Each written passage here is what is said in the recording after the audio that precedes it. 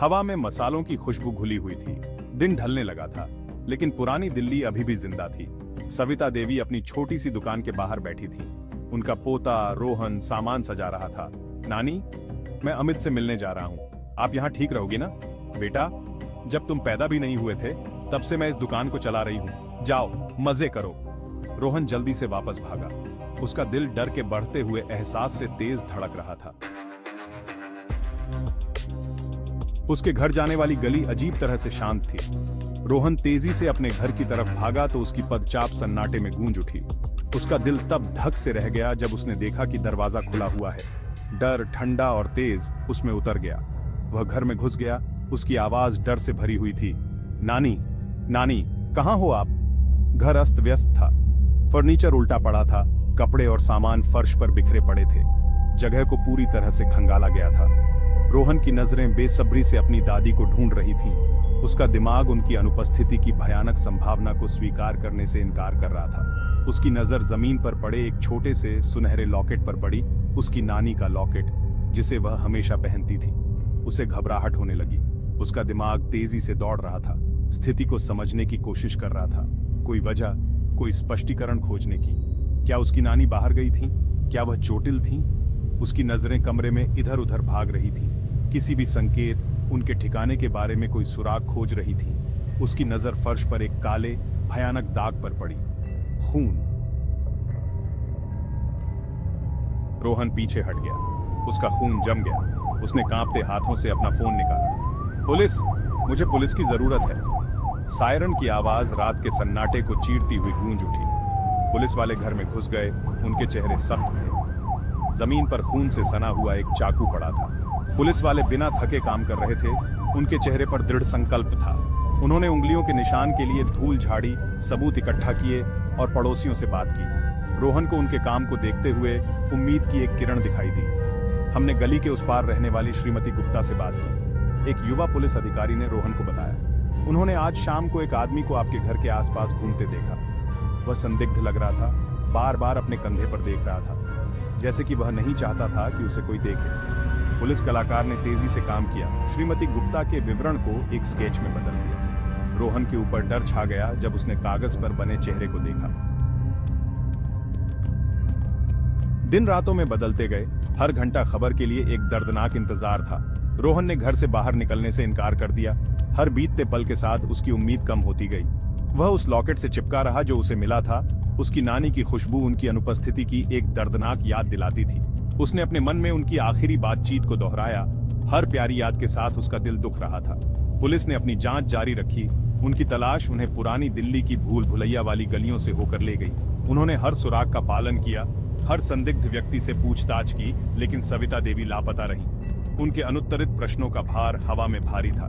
फिर एक सफलता मिली। एक छोटा मुखबिर, सौदा करने के लिए उत्सुक, पुलिस के पास जानकारी लेकर पहुंचा। उसने एक नाम फुसफुसाया, राकेश, एक जाना पहचाना अपराधी, अपनी क्रूरता के लिए कुख्यात। मुखबिर ने खुलासा किया कि राकेश बाजार क्षेत्र में एक सफल डकैती के बारे में शेखी बघार रहा था। पहेली के टुकड़े अपनी जगह पर आ रहे थे। पुलिस ने राकेश की शरण स्थली शहर के बाहरी इलाके में एक जीर्ण शीर्ण इमारत पर छापा मारा। उन्होंने उसे और उसके साथियों को पकड़ लिया। उनके चेहरे गुस्से और डर के मिश्रण से भरे हुए थे। रोहन ने देखा कि उन्हें पुलिस स्टेशन लाया जा रहा है।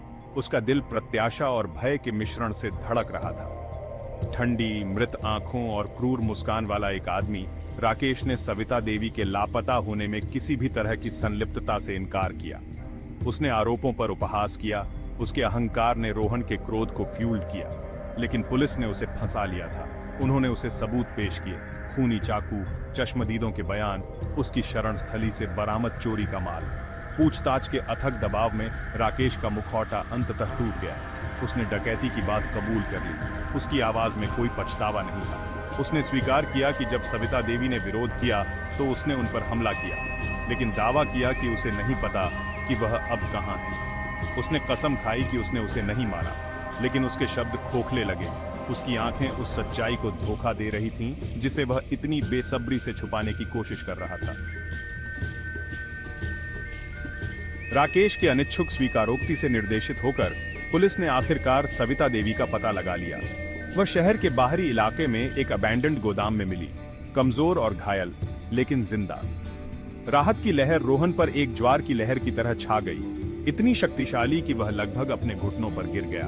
वह अस्पताल पहुंचा, उसका दिल खुशी और गुस्से के मिश्रण से भर गया। सविता देवी फ्रेल थीं, उनका शरीर उस अग्नि परीक्षा के निशान बरकरार था जिसका उन्होंने सामना किया था, लेकिन उनका हौसला बुलंद था। उसने उस रात की घटनाओं को बताया। उसकी आवाज क्रोध से कांप रही थी, लेकिन कभी डर से नहीं। उसने अपनी अवज्ञा के बारे में बात की, उनके हौसले को तोड़ने न देने के बारे में। राकेश और उसके साथियों को कानून की पूरी ताकत का सामना करना पड़ा। उनके खिलाफ सबूत बहुत ज्यादा थे। सविता देवी की गवाही से उनके झूठ का पर्दाफाश हुआ। न्याय में देरी हुई, लेकिन हुआ। जैसे ही रोहन अपनी नानी के बिस्तर के पास बैठा था, उन्हें धीरे धीरे अपनी ताकत वापस पाते हुए देख रहा था, उसने कृतज्ञता की गहरी भावना महसूस की। पुलिस के समर्पण के लिए, अजनबियों की दयालुता के लिए और अपनी नानी की अडिग भावना के लिए कृतज्ञता।